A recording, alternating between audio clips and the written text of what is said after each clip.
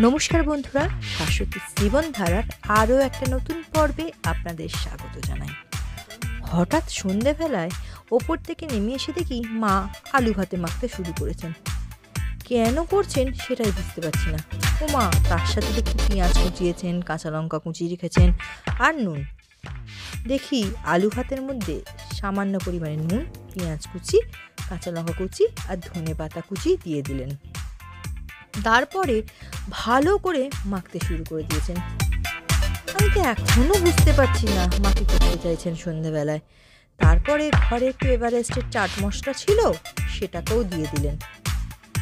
চলুন বাইরেটা একবার দেখিয়ে দিই। সন্ধেবেলায় বারান্দাটা দেখতে এত সুন্দর লাগে, আর গাছগুলো এত সুন্দর হয়ে উঠেছে যেন মনে হয় সারাদিন এদের দিকেই তাকিয়ে বসে থাকি। আপনাদের কেমন লাগলো গাছগুলো দেখে কমেন্ট বক্সে জানাতে ভুলবেন না কিন্তু। এই দেখুন কি সুন্দর না বাহারি গাছগুলো, আর বেশ ঠান্ডাটাও পড়েছে বলুন। এতদিনে বেশ ঠান্ডাটা উপভোগ করা যাচ্ছে। চলুন তাহলে ঘরে যাই। রান্নাঘরে এসে দেখি এই যে সেই দোকান থেকে কিনে আনা হয়েছিল, অবশ্য আমি এনেছিলাম ফুচকা। এগুলো তেলে দিলে ভাজলেই একদম রেডিমেডে তৈরি হয়ে যায় ফুচকাটা।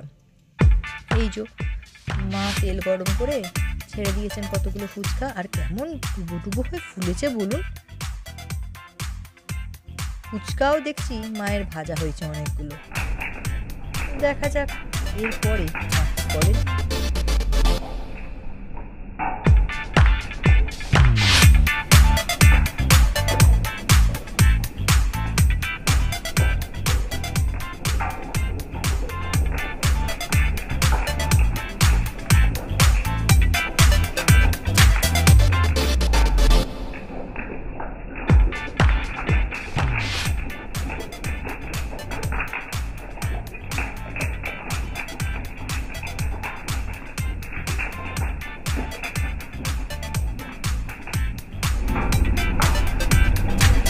এতক্ষণে মায়ের অনেকগুলো ফুচকা বানানো হয়ে গেছে। এবার মাসির ফুচকার বাটিটা আলু ভাতে, ঝুরি ভাজা, টমেটো সস, তেঁতুলের চাটনি আর টক দই নিয়ে টেবিলে চলে এসেছেন।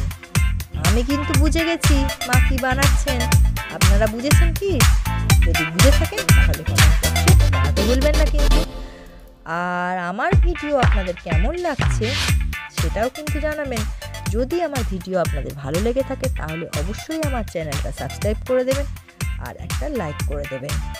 আর মায়ের হাতের রান্না যদি ভালো লেগে থাকে আর যদি আরও রান্না দেখতে চান তাহলে সেটাও কিন্তু কমেন্ট বক্সে লিখে জানাবেন। মা কি বানিয়েছেন বলুন তো? মা বানিয়েছেন দই ফুচকা, যেটা আমার খুব খুব খুব প্রিয়। আমি তো বাইরে বেরোলেই খেতাম। যাই হোক, এখন তো ঘরেই খাওয়া যাবে মায়ের হাতের দই ফুচকা। তাহলে আজ আসি, ভিডিওটা এখানেই শেষ করছি। ভালো থাকবেন, সুস্থ থাকবেন, শুভরাত্রি।